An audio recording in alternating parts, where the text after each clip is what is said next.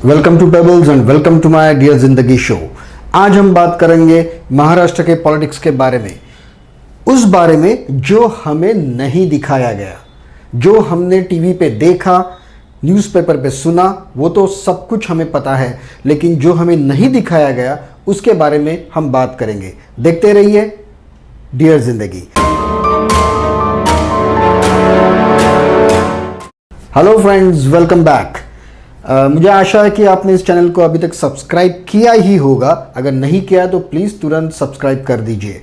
आज हम बात करेंगे महाराष्ट्र के पॉलिटिक्स के बारे में। आप सभी जानते हैं इसके बारे में, लेकिन हम बात करेंगे उस पहलू पर जो हमें नहीं दिखाया गया।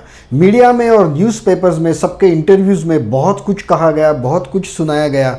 सब ने कहा कि शरद पवार नामक चाणक्य ने मोदी और शाह और देवेंद्र फडणवीस को पूरी तरह से मात दे दी।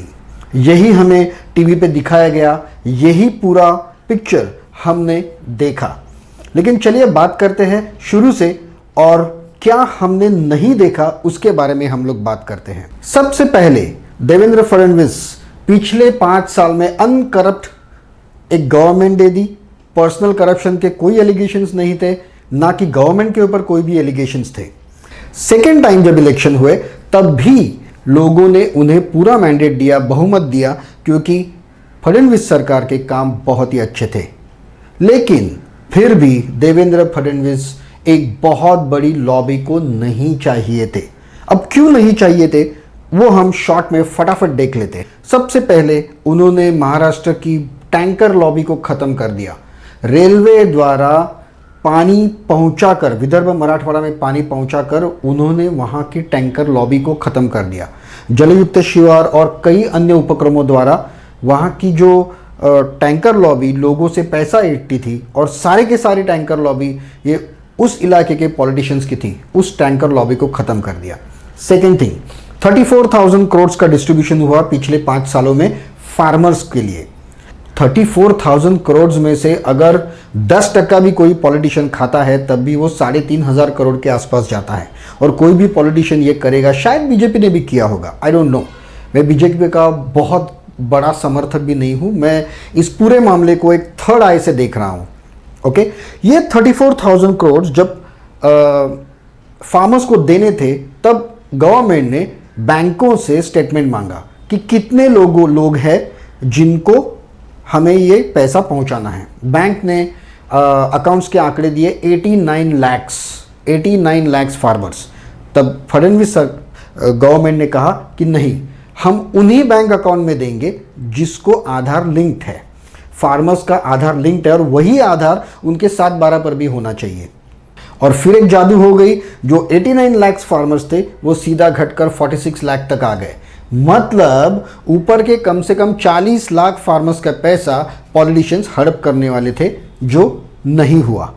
नेक्स्ट, यूरिया गवर्नमेंट ने नीम ऐड करके बहुत सारी दलाली जो थी वो तो बंद कर दी थी, लेकिन यूरिया की जो सब्सिडी मिलती है, जो आज तक चेक द्वारा दी जाती थी, वो अभी सीधा बैंक के अकाउंट में जाती है जिसके ऊपर आधार लिंक्ड हो। तो उसके बीच में जो एजेंट्स थे वो सारे खत्म हो गए। और एक बात, रेशन कार्ड्स को आधार से लिंक कर दिया गया, और जो भी बेनिफिट्स मिल रहे थे सामान्य लोगों को, वो सीधा लोगों के अकाउंट्स में जाने लगे, और जो फर्जी रेशन कार्ड बने थे वो सारे के सारे बंद हो गए। और एक काम उन्होंने किया कि 3 लाख के ऊपर का कोई भी गवर्नमेंट का कॉन्ट्रैक्ट हो, काम हो, तो उसका टेंडर सिर्फ और सिर्फ ऑनलाइन भरा जाएगा, और ऑनलाइन ही उसका डेलीगेशंस है वो भी ऑनलाइन ही होंगे। इससे एक बात हो गई कि जो लोग बीच में पैसा खाते थे, अपने ही लोगों को कॉन्ट्रैक्ट देके पैसे खा जाते थे, वो सब बंद हो गया। ऐसे बहुत सारे काम किए, मैंने सिर्फ आपको थोड़े बहुत काम बताए। और दूसरी तरह पे शिवसेना ने 5 साल तक खुद गवर्नमेंट में होते हुए भी कंटिन्यूअस गवर्नमेंट पे वार करने का एक भी मौका नहीं छोड़ा। कंटिन्यूअस वो उनके बारे में बोलते रहे, भला बुरा कुछ भी बोलते रहे वो लोग। इनफैक्ट पॉलिटिक्स से कोई भी संबंध नहीं है, सीएम की पत्नी के ऊपर भी उन्होंने जोक्स मारना शुरू कर दिया। ये सारी चीज़ें तो शिवसेना हमेशा करती है, लेकिन तभी यह रुख लग रहा था कि शिवसेना ब्रेकअप करने वाली है। अब भले मैंडेट आ गया, लेकिन फिर भी बीजेपी 105 सीट से मेजर पार्टी तो हो गई, लेकिन शिवसेना ने ब्रेकअप करने की ठान ली। अब आपको तो पता है कि घोड़ा बाजार करना ये किसी भी सीएम पीएम के लिए कोई बड़ी बात नहीं है, लेकिन यहाँ उन्हें पहले ही पता था कि घोड़ा बाजार भी नहीं हो सकता, क्योंकि 10-12 एमएलएस खरीदे जा सकते हैं, 45-50 एमएलएस कभी खरीदे नहीं जा सकते। अगर खरीद भी लिए तो भी वो टिकेंगे नहीं। तो बीजेपी को पहले से ही पता था कि ये गवर्नमेंट फॉर्म होना तो इम्पॉसिबल बात है। अगर बीजेपी को पहले से ही पता था कि ये गवर्नमेंट फॉर्म होना इम्पॉसिबल बात है, तो फिर जानबूझकर 80 घंटों की 3.5 दिन की सरकार में देवेंद्र फडणवीस क्यों आए? क्या अजित पवार ने उन्हें धोखा दे दिया, या शरद पवार ने उन पर मात कर दी, या देवेंद्र फडणवीस छोटी सी लालच में आ गए, या शाह और मोदी को झटका दे दिया शरद पवार ने? नहीं, ऐसी कोई बात नहीं है, क्योंकि बीजेपी को पहले ही पता था कि ये गवर्नमेंट फॉर्म नहीं हो सकती। देवेंद्र फडणवीस जब भी इलेक्शन के बाद वो एक्टिंग सीएम थे, वो कंप्लीट सरकार नहीं थी, कोई भी निर्णय लेने में वो असमर्थ थी। बुलेट ट्रेन का जापान से जो फंडिंग आया है कम से कम 10,000 करोड़ का, वर्ल्ड बैंक से जो 3,500 करोड़ का फार्मर्स के लिए आया है, और महाराष्ट्र गवर्नमेंट ने जो फैसिलिटीज करके रखी थी 5,300 करोड़ की जो फैसिलिटीज कर दी थी, ये पूरा का पूरा पैसा किसी ऐसे पार्टी के हाथ में नहीं जाना चाहिए जो उसका मिसयूज कर सकते हैं। किसानों तक पहुंचाएंगे ही नहीं। सेकेंड थिंग, ये बात तो तय थी कि कांग्रेस, एनसीपी और शिवसेना साथ में मिलकर गवर्नमेंट बनाने वाली है। अभी कुछ महीने बाद बिहार, झारखंड जैसे 3 राज्यों के इलेक्शंस होने वाले हैं। कांग्रेस का ये पूरा प्लान है कि ये बुलेट ट्रेन के सारे पैसे किसानों में बांटकर, थोड़ा बहुत उसमें से किसानों में बांटकर वो इलेक्शन जीते जाए। अब ये पैसा इनके हाथ में नहीं जाना चाहिए था। बचपन से हमें कहानियां सिखाई गई है, या फिर हमने कहानी सुनी है कि एक राजा पर दूसरे राजा ने आक्रमण किया और उसका सिंहासन छीन लिया और कहानी खत्म। चेस में हम देखते हैं दूसरे राजा को अगर चेकमेट कर दिया, बात खत्म। लेकिन असली सियासत में ऐसा नहीं होता। असली सियासत, जो पॉलिटिक्स, राजनीति जो होती है, वो न सिर्फ सिंहासन हासिल करने के लिए की जाती है, लेकिन हमारे उद्दिष्ट जो होते हैं, हमारे टारगेट्स जो होते हैं, वो भी पूरे करने के लिए की जाती है। हमेशा पॉलिटिक्स में लॉन्ग टर्म का फायदा देखा जाता है, नजदीक के नुकसान से पहले।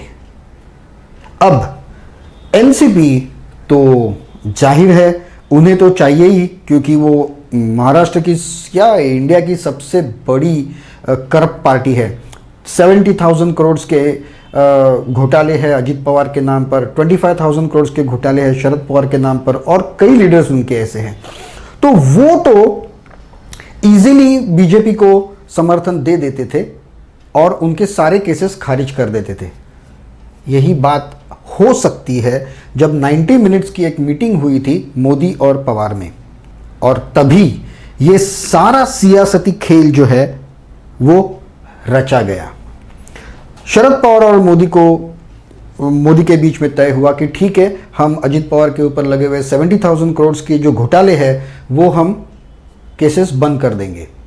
उसी वक्त उनकी मीटिंग्स चल रही थी, कांग्रेस, एनसीपी, शिवसेना की मीटिंग चल रही थी, लेकिन अजित पवार फूट कर बाहर आ गए, बीजेपी से मिले, रातों रात उन्होंने एक सरकार स्थापित किया। लेकिन ये सरकार एक्टिंग नहीं थी, टेम्पररी नहीं थी, परमानेंट गवर्नमेंट थी। और ये 2 से 3 दिन इन लोगों को चाहिए थे ये सारे फंड्स फ्लोट करने में, या रिलीज करने में, या घुमाने में। तो इसलिए वेरी नेक्स्ट डे 9 केसेस को बंद कर दिया गया।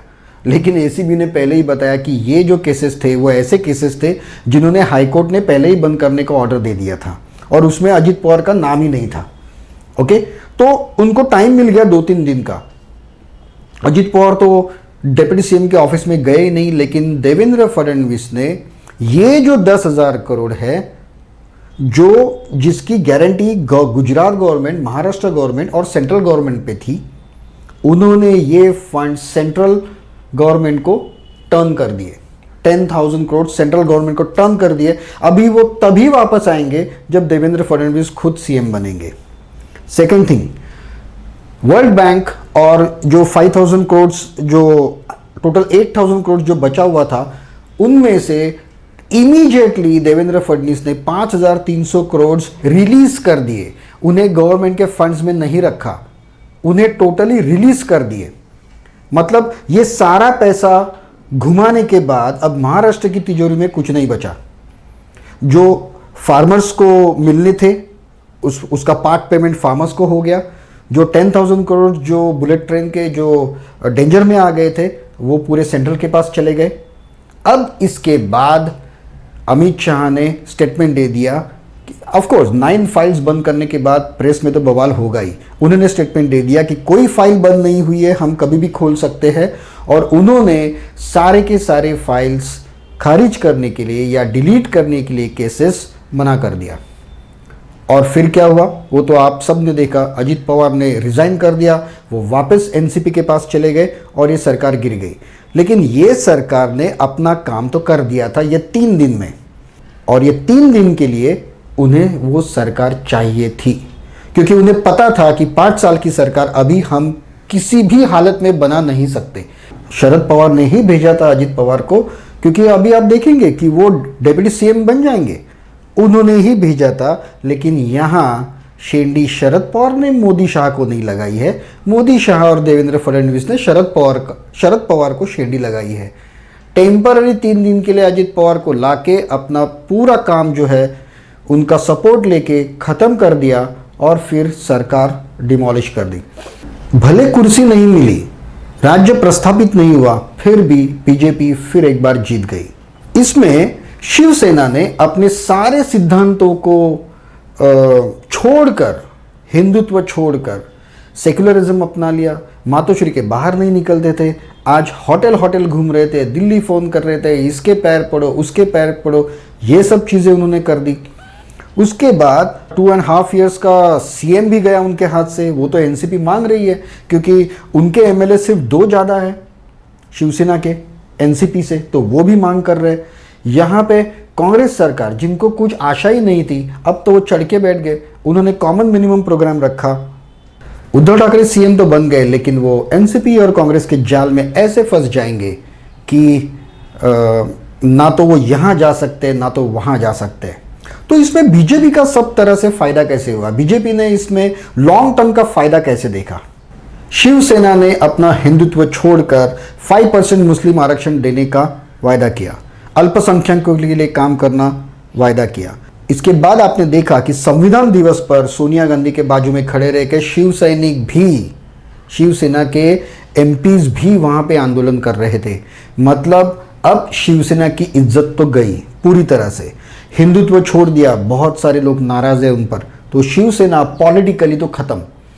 इस पूरे गेम में ये सारा जो सियासती खेल था वो केवल और केवल मोदी, शाह और पवार के बीच में ही खेला गया।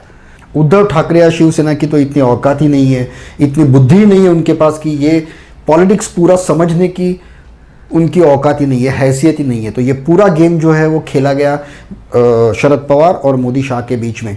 लेकिन इसमें शिवसेना पॉलिटिकली खत्म हो गई। अब पूरे हिंदुस्तान में हिंदुत्व के लिए लड़ने वाले बच गए अकेले और अकेले बीजेपी।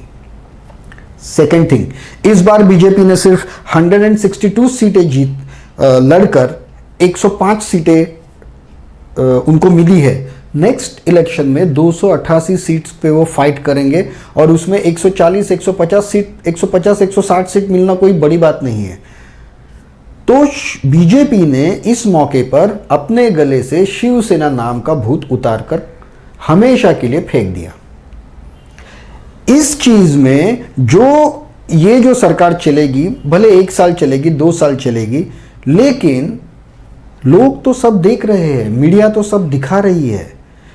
उद्धव ठाकरे के फर्स्ट जो प्रेस कॉन्फ्रेंस की, तब भी सेक्युलरिज्म पे उन्हें आंसर वो नहीं दे सके और उठकर चले गए। मतलब महाराष्ट्र के चीफ मिनिस्टर अपने पहले ही प्रेस कॉन्फ्रेंस में क्लीन बोल्ड हो गए।